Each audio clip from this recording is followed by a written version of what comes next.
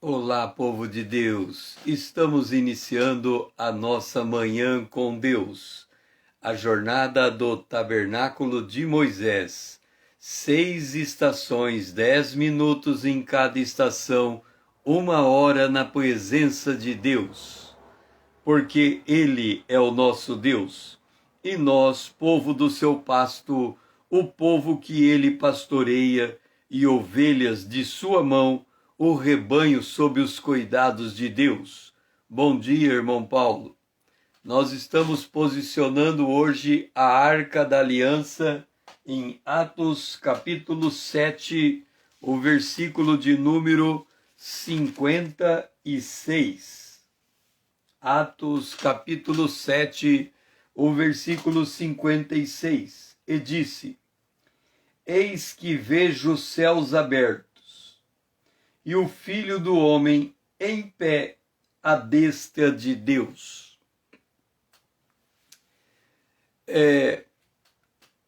Deixe-me... Aqui está Estevão. Estevão está sendo apedrejado. Ele está perto de morrer.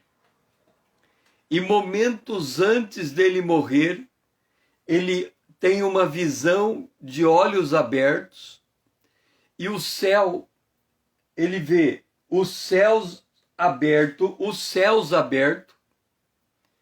e o Filho do Homem em pé à direita de Deus, como que esperando pela vinda do Espírito de Estevão, como para receber o Espírito de Estevão.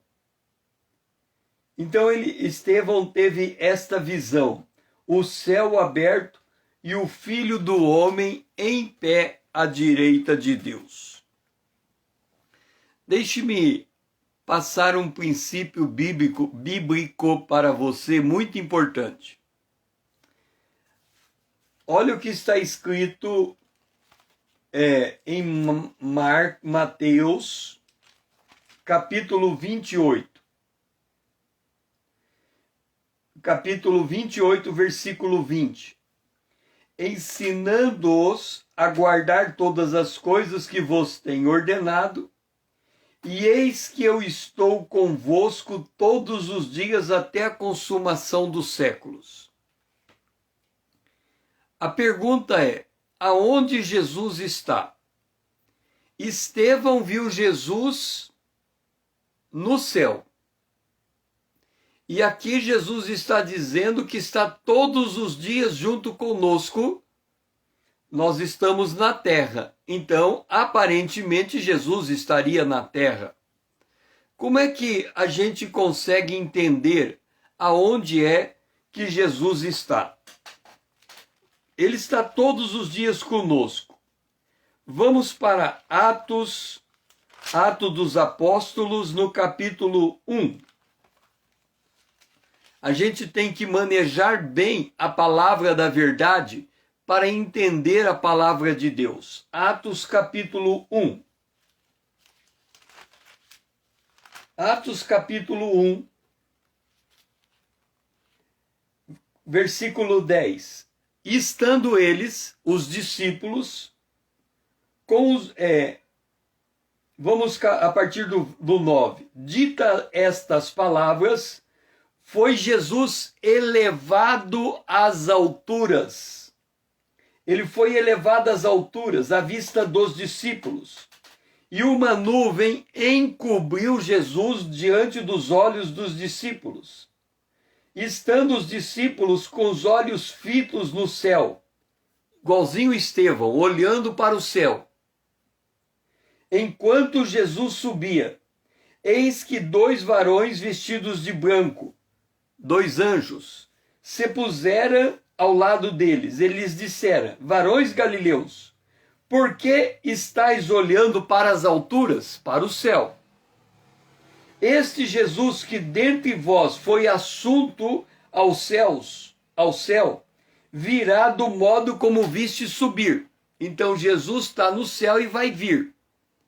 Lembra que em Mateus capítulo 25, ele diz: assim como o relâmpago se mostra de um lado para o outro, assim será a vinda do Filho do Homem. Então nós estamos esperando Jesus do céu. Então como é que Jesus disse que está todos os dias conosco? Vamos agora para a carta de Paulo aos Efésios. Efésios capítulo 2. Olha só. Mas Deus, verso 4, sendo rico em misericórdia, por causa do grande amor que nos amou, e estando nós mortos em nossos delitos, nos deu vida juntamente com Cristo. Pela graça sois salvos. E juntamente com ele nos ressuscitou e nos fez assentar nos lugares celestiais em Cristo Jesus. Então, Então nós temos assim, aqui estamos nós,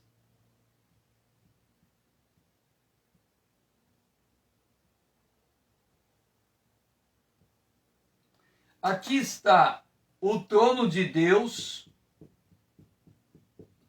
e aqui está Jesus à direita de Deus. Essa é a posição. Observa que nós estamos assentados nos lugares celestiais.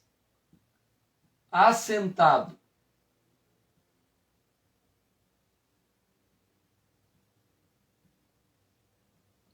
Nós estamos assentados em Cristo.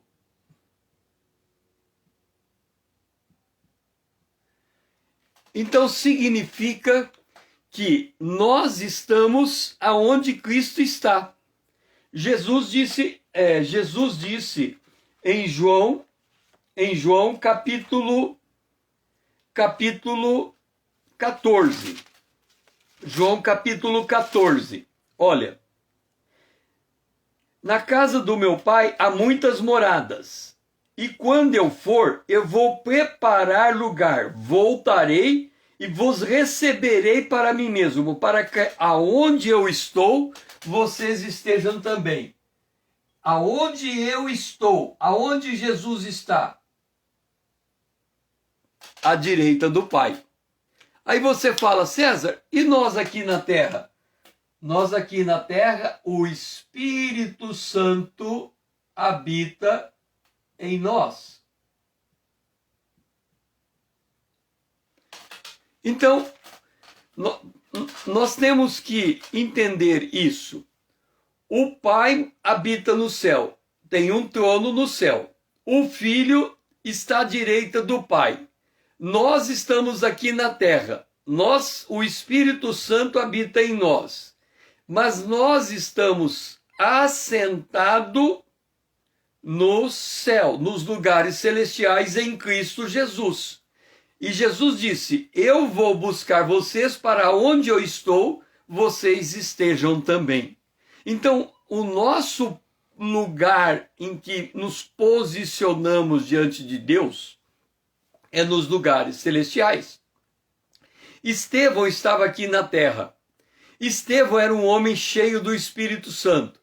Ele teve uma visão aberta do céu e ele viu o Filho do Homem, Jesus Cristo, de pé à direita do Pai.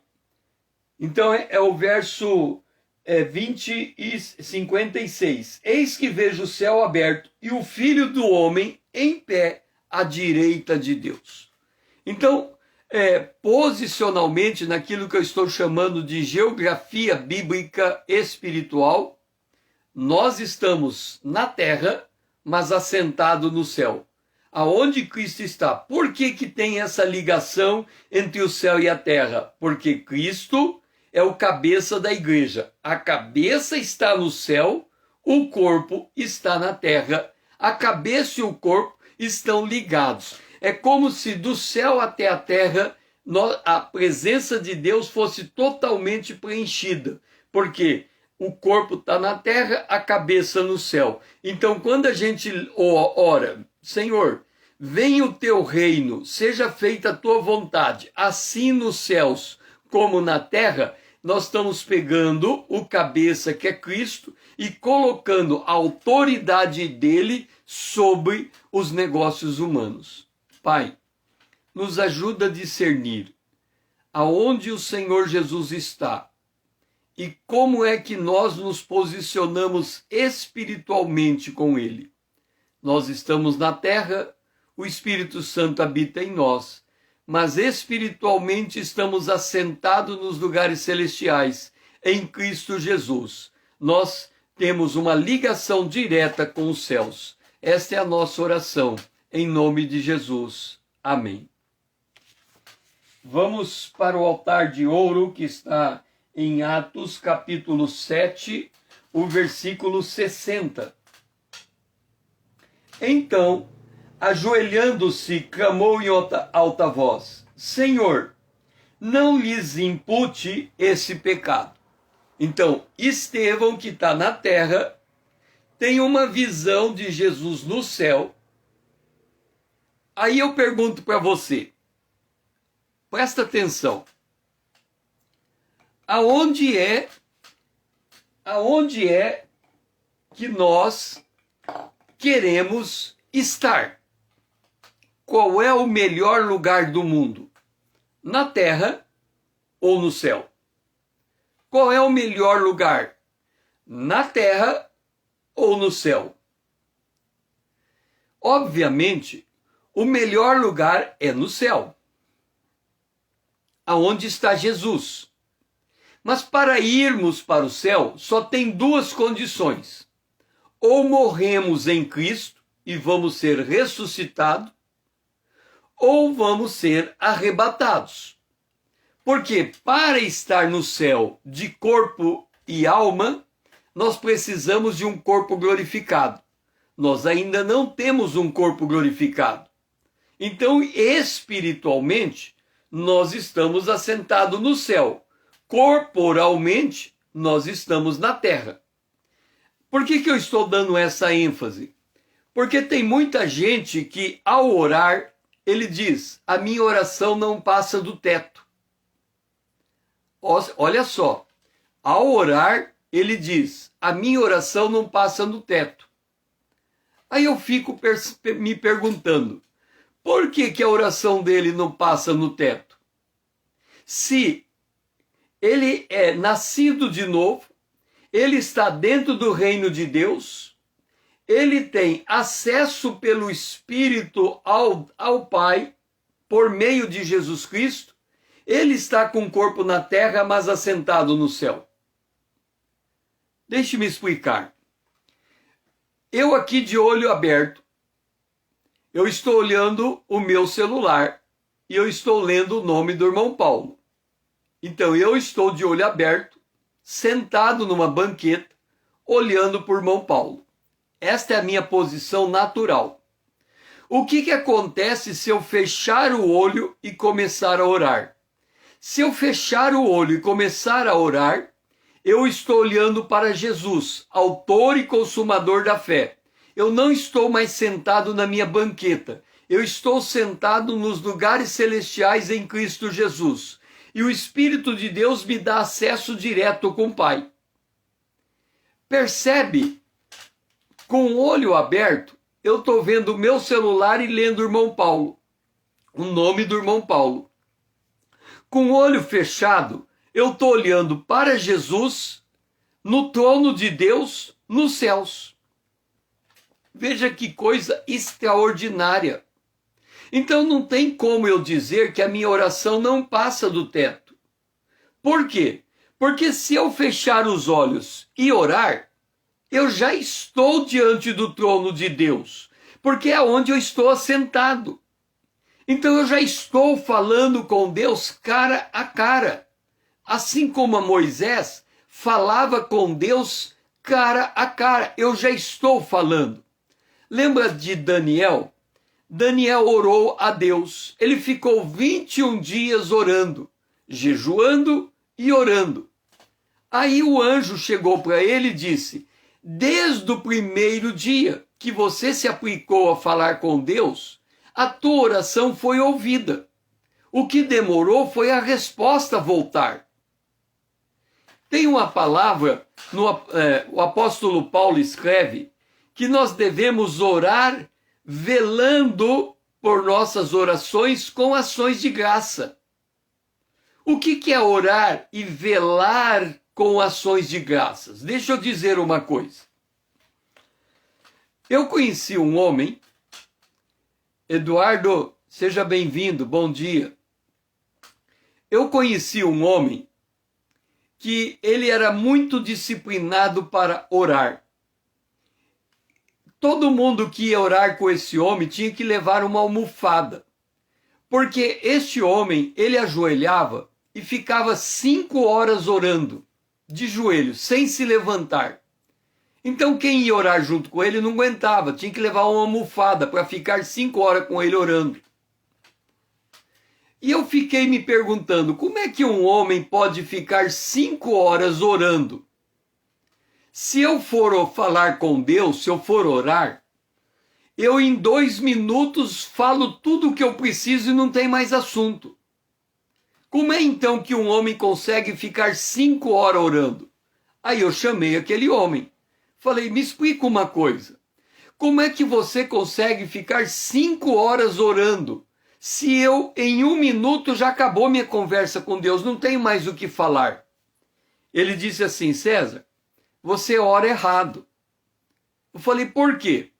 Ele falou, a Bíblia diz que a gente tem que orar velando por nossas orações diante de Deus. Lembra que Daniel, quando ele orou, falou com Deus, no primeiro dia a oração foi ouvida, mas levou 21 dias para a resposta voltar? A mesma coisa é com a gente.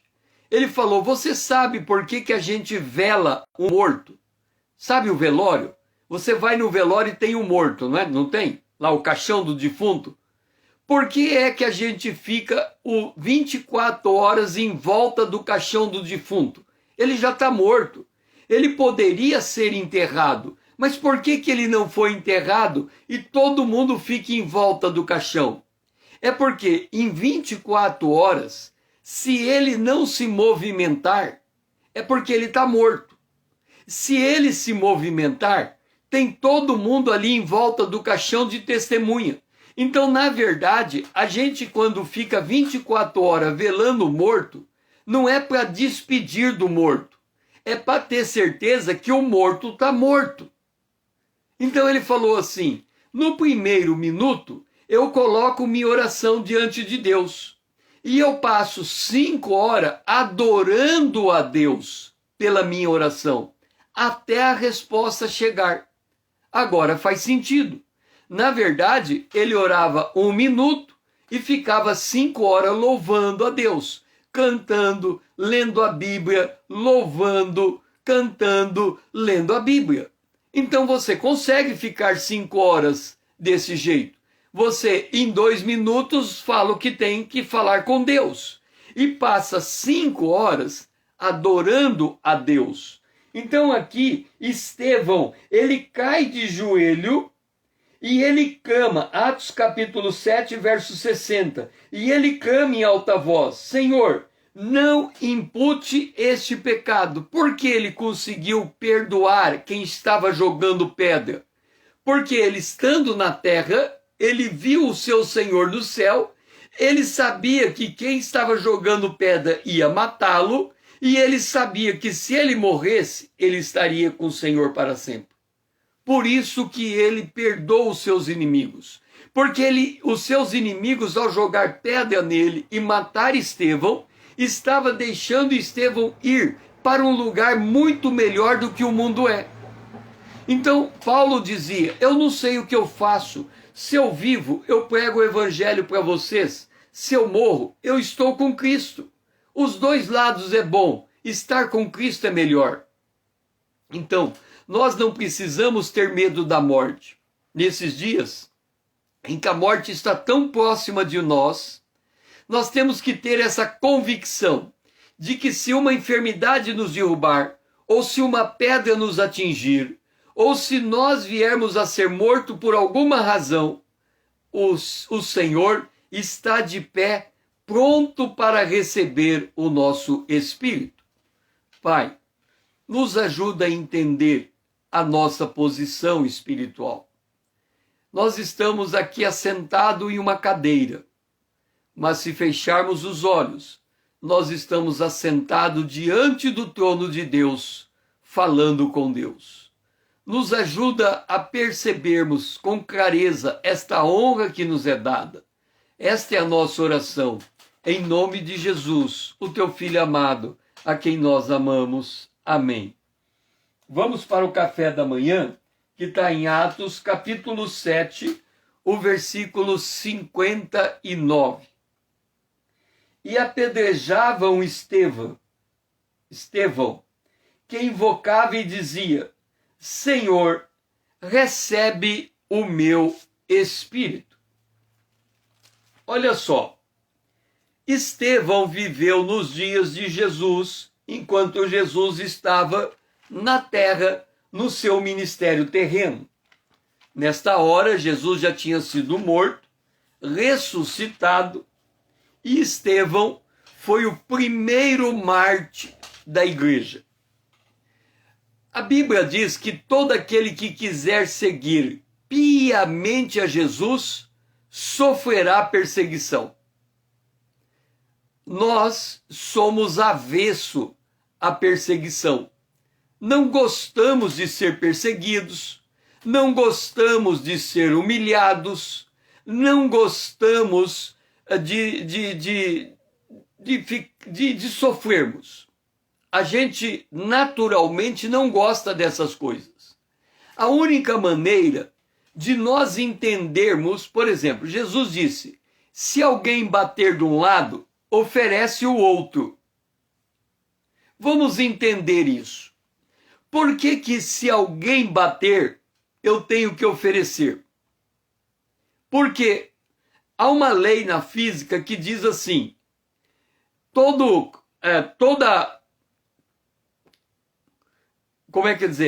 batida, todo encontro entre dois corpos, eles geram força em igual intensidade em direção oposta.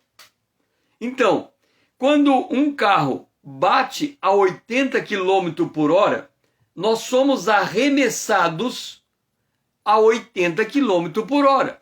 Então o carro para e a gente vai na mesma velocidade que o carro estava. Por quê?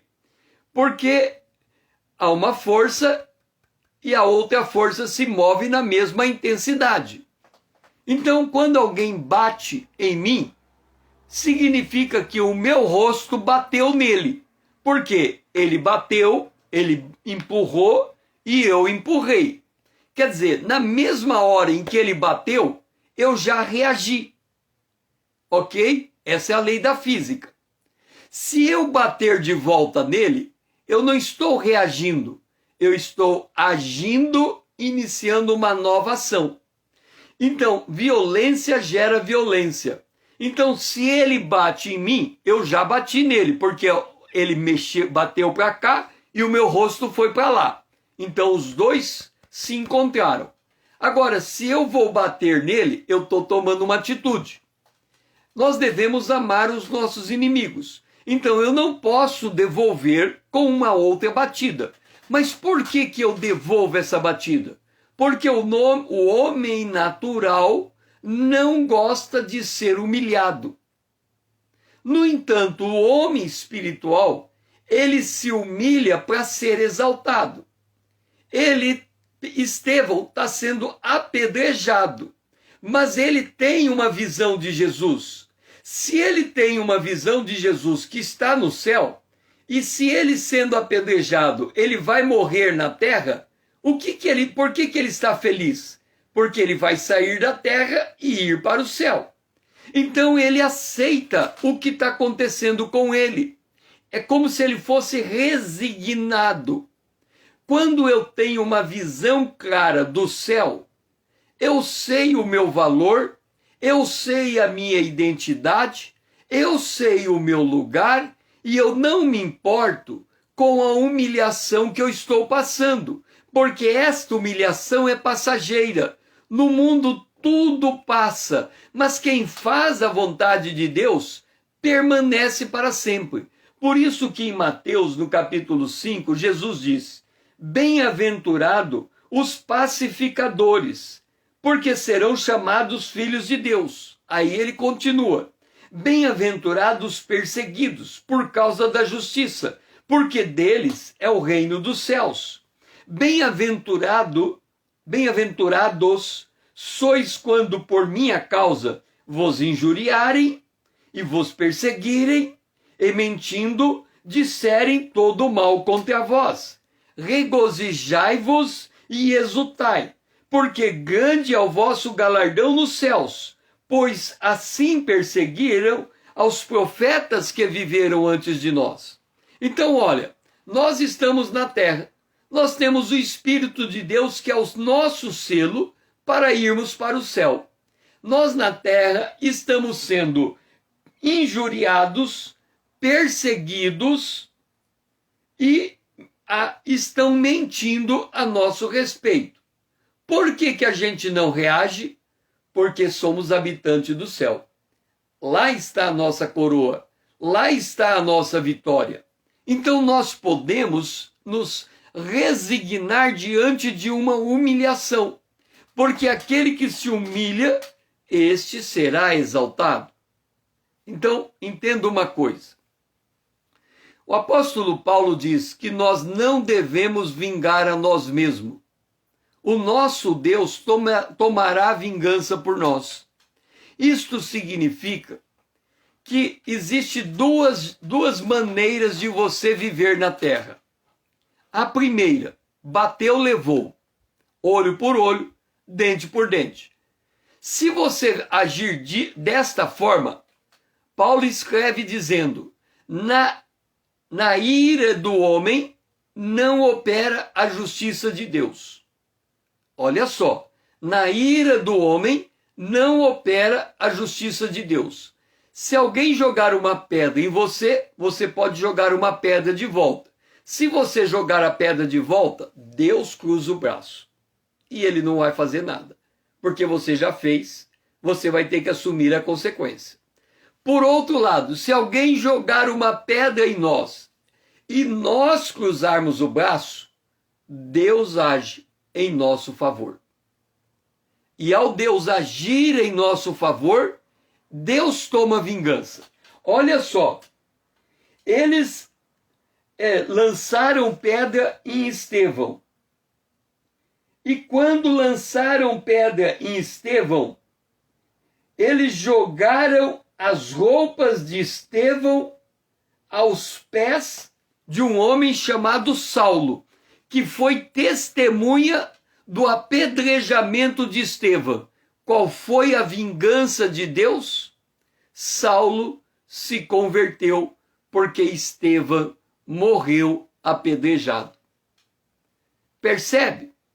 Se eu reagir na carne, a pessoa que me atira a pedra não se converte. Mas se eu reagir no espírito, a pessoa tem chance de se converter, porque a posição nossa é de Estevão. Senhor, não lhe impute esse pecado. Não permita que esse pecado de jogar a pedra em mim venha impedir que esta alma se converta. É por isto que nós devemos suportar na terra a humilhação. Porque ao suportarmos a humilhação, nós estamos abrindo espaço no coração de quem nos joga pedra para que ele se converta também. Se nós não fizermos assim, ele não entenderá o amor de Deus, ele não entenderá a graça de Deus, ele não entenderá a misericórdia de Deus, porque nós e ele estaremos agindo no mesmo nível, olho por olho, dente por dente. Nesse nível, não há diferença entre nós e ele. Por isso que Paulo diz: desperta você que está morto, levanta-te de entre os mortos, e Cristo vai esclarecer você. Ou seja, se nós andarmos na dimensão espiritual, haverá uma diferença em nosso entorno. Pai, nos ajuda a entender que quando somos apedrejados, o Senhor nos coloca como bem-aventurados, porque nós estamos sofrendo o mesmo que Jesus sofreu no seu ministério terreno. E se Jesus sofreu e foi exaltado, nós também seremos exaltados se suportarmos o sofrimento.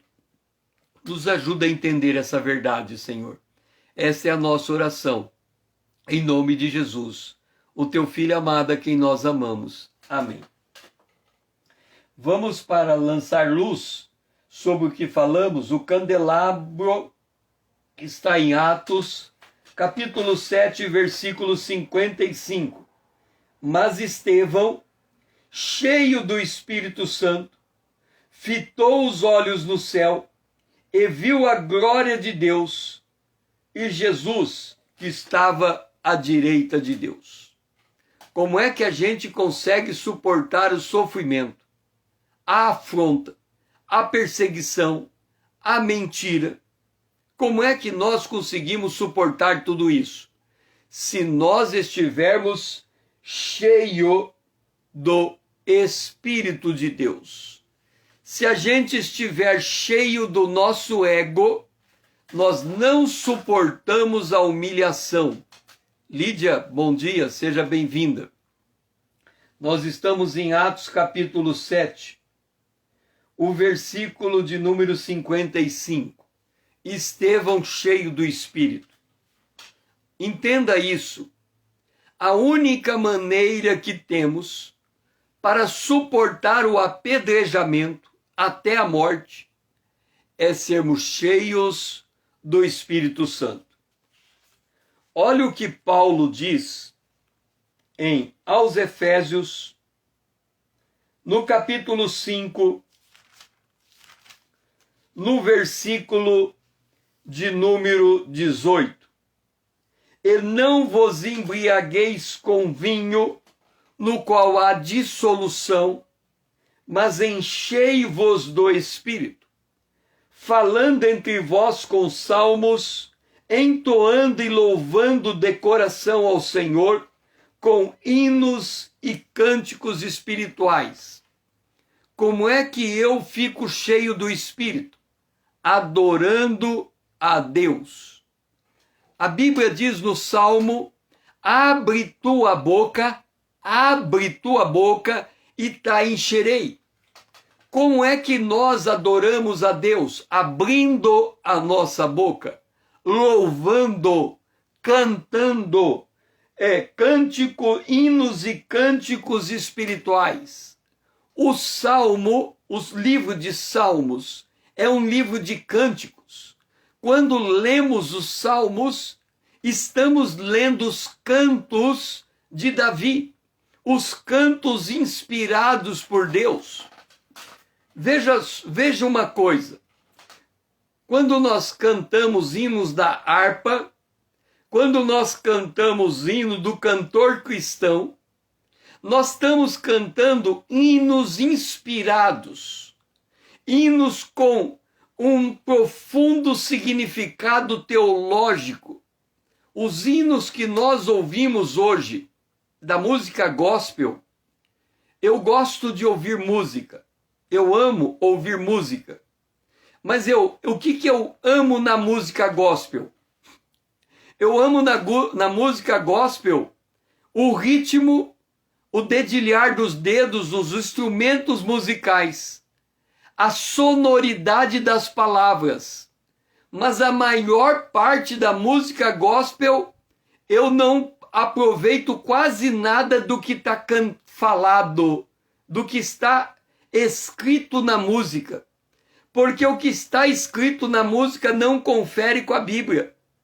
Se nós cantarmos os hinos da harpa, os hinos do cantor cristão, praticamente 100% dos hinos têm fundamento bíblico.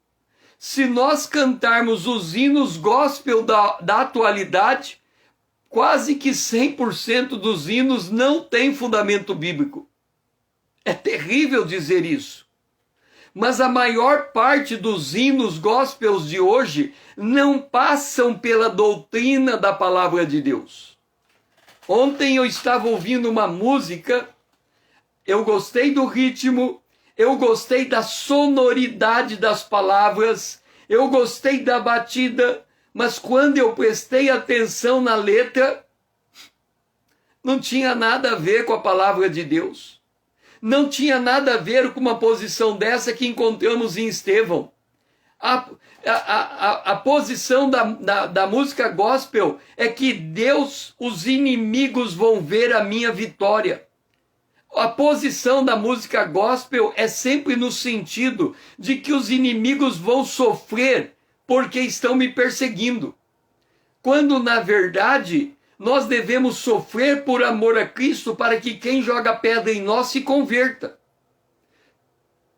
Saulo estava aqui, Estevão estava sendo apedrejado. Se nós considerarmos quem ganhou mais almas no mundo, quem ganhou mais almas no mundo depois de Jesus, não foi Paulo. Paulo escreveu 13 cartas. Paulo foi o maior de todos os apóstolos.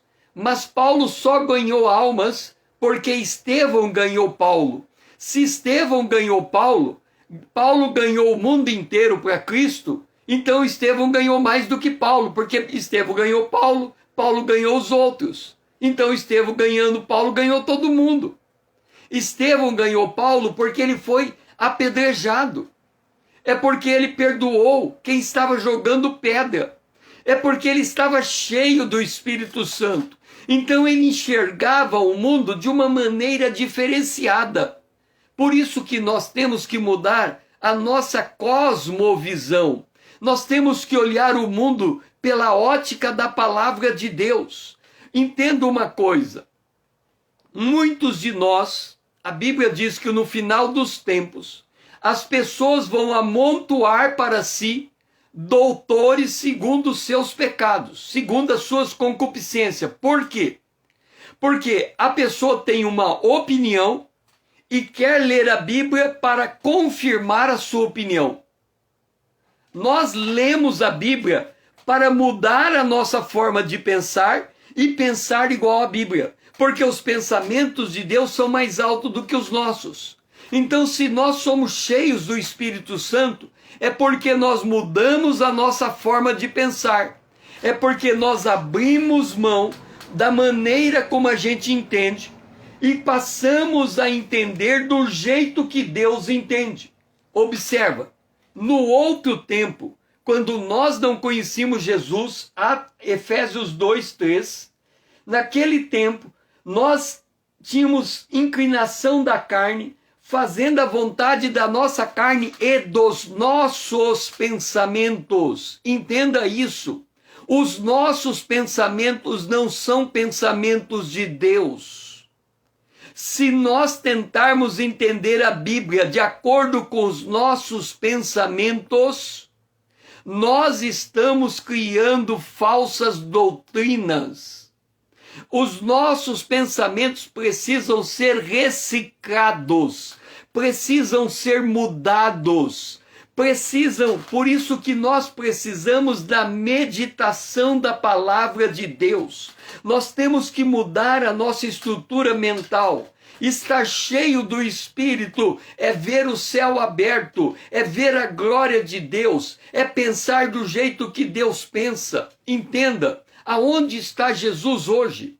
Do ponto de vista natural, não sei. Olha para qualquer lado. O máximo que a gente vê é uma cruz pendurada numa parede. O homem natural só enxerga isso. Ele olha para aquela cruz e diz ali, Jesus está ali naquela cruz na parede. Uma representação daquele que foi morto. Mas espiritualmente, ele está sentado à direita do Pai, no céu. Então, se a gente não entende a Bíblia do ponto de vista do pensamento de Deus, nós estamos ensinando para os homens mandamento de homens aprendido de cor. Sabe qual é a consequência? Quando a gente ensina mandamento de homem para outro homem, ele dorme, ele não é despertado, ele não é vivificado, ele não recebe a unção do Espírito, porque você não está ensinando a palavra. Pai, nos ajuda a entender que ser cheio do Espírito é pensar do jeito que a Bíblia ensina a pensar. É renovar a mente, é mudar a nossa forma de pensar. Nós precisamos mudar a mente para ser cheio do Espírito. Porque senão, Senhor, nós não conseguimos nos alinhar contigo. E quando formos apedrejados, não vamos ser capazes de perdoar os nossos inimigos. Nós precisamos passar por transformações para ser a imagem de Cristo. Então nos ajuda, Senhor, a entender esta verdade de uma vez por toda, para que nós possamos ser cheios do Espírito Santo. Essa é a nossa oração, em nome de Jesus, o teu Filho amado, a quem nós amamos. Amém. Vamos para a pia de cobre, que está no verso Atos 7, 53, 54. Vós que recebeste a lei por ministério de anjos e não aguardaste.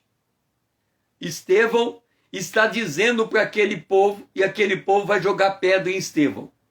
Vós que recebeste a lei por ministério de anjos e não aguardaste.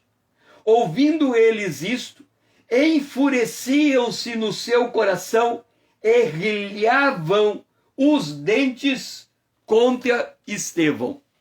Deixe-me dizer uma coisa. Aqui Estevão está dizendo para o judeu que eles estão idolatrando a lei que foi entregue a Moisés pelo ministério de anjos. A lei foi escrita pelo dedo de Deus em 10 mandamentos. Mas os judeus, eles pegaram esta lei e eles aumentaram o valor desta lei. Veja só, nós temos que entender certas coisas, porque o crente se deixa enganar com muita facilidade por não entender a palavra de Deus. Olha o que Paulo fala aos Gálatas no capítulo 1. Ele diz assim: mas ainda que nós, ou mesmo um anjo, olha só, um anjo vindo do céu, vos pregue evangelho que vá além do que temos pregado, seja anátema. Então vamos entender isso. Aqui está nós, aqui está a posição celestial. Jesus à direita de Deus. Deus entregou 10 as tábuas da lei para Moisés. Olha só. As tábuas da lei. O que tinha nas tábuas da lei? 1, 2, 3, 4, 5, 6, 7, 8, 9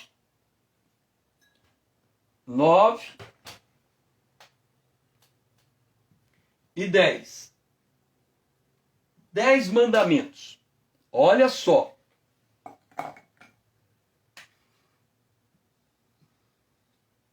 10 mandamentos. Teve uma mulher muito famosa que ela teve uma visão. Olha só, ela teve uma visão. Ela viu os 10 mandamentos e ela viu o 4º mandamento cheio de luz.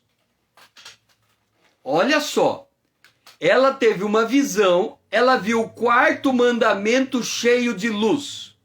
Ela foi ler o que estava escrito no 4º mandamento. E estava escrito assim, que deveria ser guardado o sábado.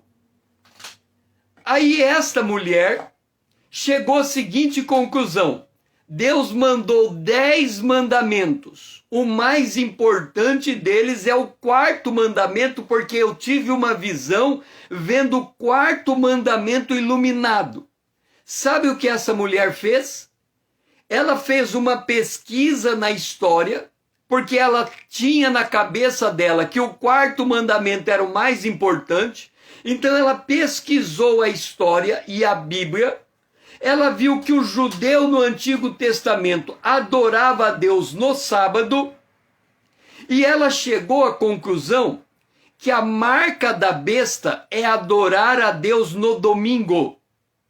Então ela disse assim: a única igreja certa é aquela que adora a Deus no sábado, porque é a obediência do quarto mandamento que é mais importante do que todos os mandamentos. E aí ela fundou uma igreja em cima de uma visão de anjo que ela teve. Olha o perigo de nós não estarmos vinculados na palavra de Deus. Agora, olha o que Paulo fala em Gálatas capítulo 1, Paulo diz: se vier outro anjo, ou eu pregar outro evangelho, seja anátema. Aí Paulo, em Gálatas capítulo 3, diz assim: todos quantos, pois, são das obras da lei, estão debaixo da maldição. Por quê? Porque é maldito todo aquele que permanecer em todas as coisas escritas no livro da lei para praticar. Ele está dizendo, é impossível um homem viver obedecendo à lei. Mas esta igreja, ela diz que se eu adorar a Deus no sábado, eu vou ser salvo. E quem adora a Deus no domingo está perdido, porque ele está desobedecendo o quarto mandamento.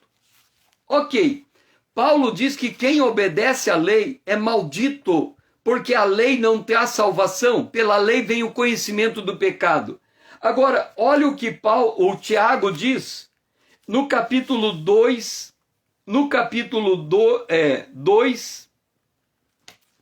ele diz assim,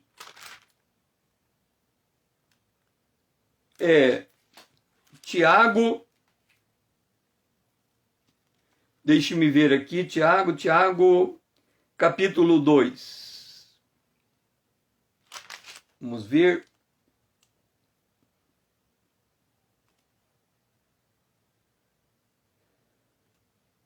Tiago, capítulo 2, cadê?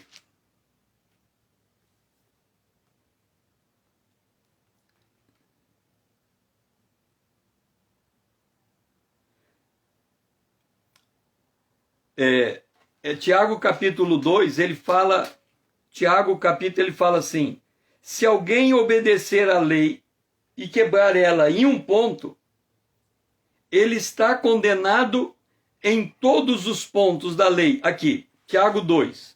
Se todavia fazeis acepção de pessoas, cometeis pecado, segundo arguídos pela lei como transgressores, pois qualquer que guardar toda a lei, lembra que a lei tem 10 mandamentos, toda a lei, mas tropeçar em um ponto da lei, se torna culpado de todos. Olha o que, Vanessa, seja bem-vinda, olha o que essa mulher fez. Ela disse, se eu obedecer o quarto mandamento, estou salvo. Então vamos dizer que ela obedece o quarto mandamento, que ela consiga adorar a Deus no sábado, para obter salvação. Mas Tiago diz, se os outros 9 mandamentos for quebrado, quebrou tudo. Porque é mesmo Deus que escreveu o quarto mandamento, escreveu os 10 mandamentos. Então o que essa igreja faz? Ela apequena a lei de Deus, resume a lei de Deus no quarto mandamento, aí ela diz que quem adorar a Deus no sábado é salvo, e aí a partir dali ela constrói uma religião. E ela constrói uma religião baseado num outro evangelho, aonde você precisa ser salvo crendo em Jesus e obedecendo os mandamentos, principalmente o sábado. Então no sábado não pode trabalhar, não pode servir o exército, não pode fazer um monte de coisa no sábado. Olhe só, o que essa mulher fez? Ela deixou, ou seja, quando Estevão falou a verdade, aqueles homens enfureceram-se, rilharam o dente contra ele, porque não queriam mudar a sua forma de pensar, como eles entendiam a lei. Paulo diz que a lei serve de aio, de mestre para chegar até Jesus. Mas a salvação está em Jesus. Nós temos que mudar a nossa forma de pensar. Pai, nos ajuda a entender que se a gente construir teologia baseado no nosso pensamento, nós vamos construir doutrina falsa. Nós precisamos mudar a nossa forma de pensar à luz da doutrina dos apóstolos, à luz da integridade da tua palavra. Nós temos que manejar bem a tua palavra. Nós não podemos formar pensamento na tua palavra a partir da nossa experiência, mas nós temos que entender a tua palavra pelo que ela é e a tua palavra mudar a nossa forma de pensar. Nos ajuda, Senhor, a termos esta humildade de nos curvarmos ante a tua palavra. Esta é a nossa oração, em nome de Jesus, o teu Filho amado. Amém. Capítulo 7, versículos 57 e 58. Eles, porém, clamando em alta voz, taparam os ouvidos e unânimes arremeteram contra Estevão, lançando-o fora da cidade, o apedrejaram. As testemunhas deixaram as vestes de Estevão aos pés de um jovem chamado Saulo, que veio a ser Paulo. Vamos entender o que estamos falando. Este povo que estava apedrejando Estevão, para fazer isso eles tamparam os ouvidos. Deus diz na sua palavra que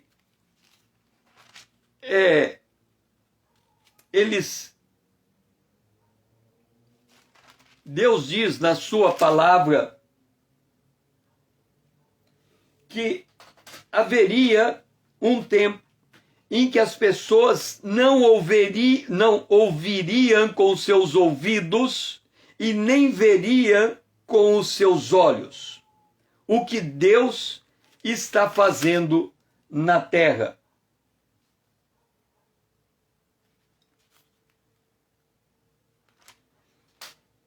Eles tamparam os seus ouvidos.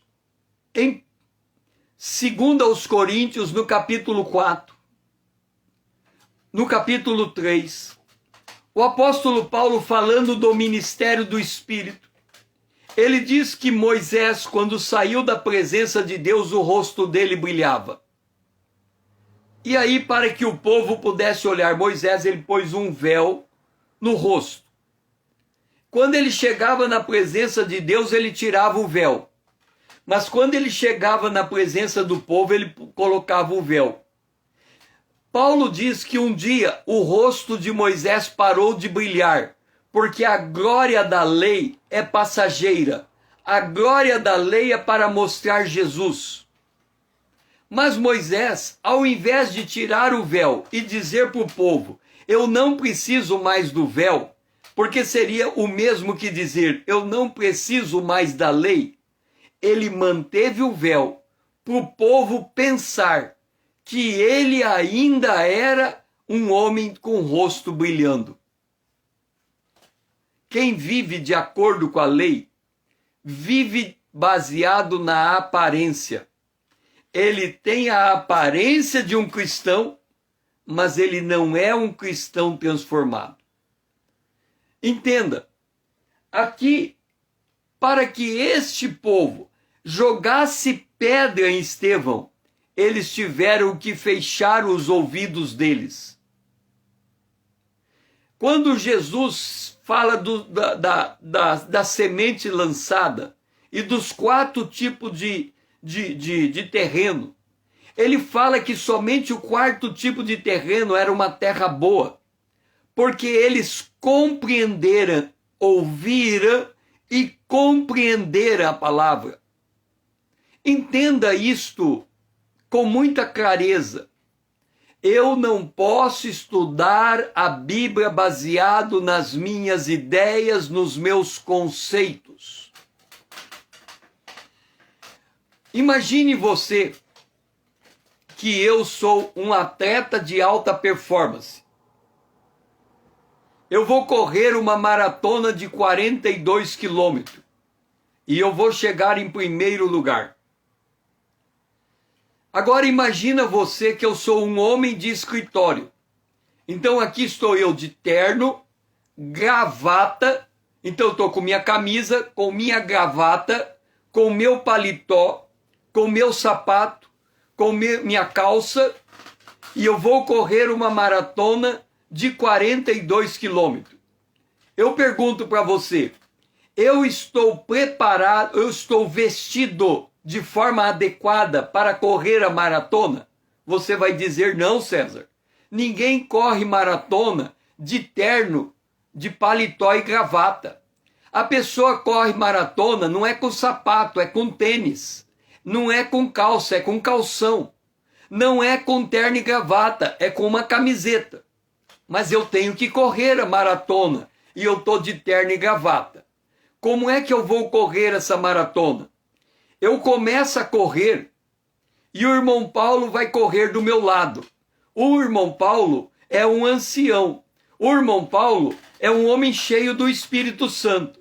Se ele é cheio do Espírito Santo, aplica na vida do irmão Paulo a palavra: os que esperam no Senhor correrão e não se cansarão, caminharão e não se afadigarão.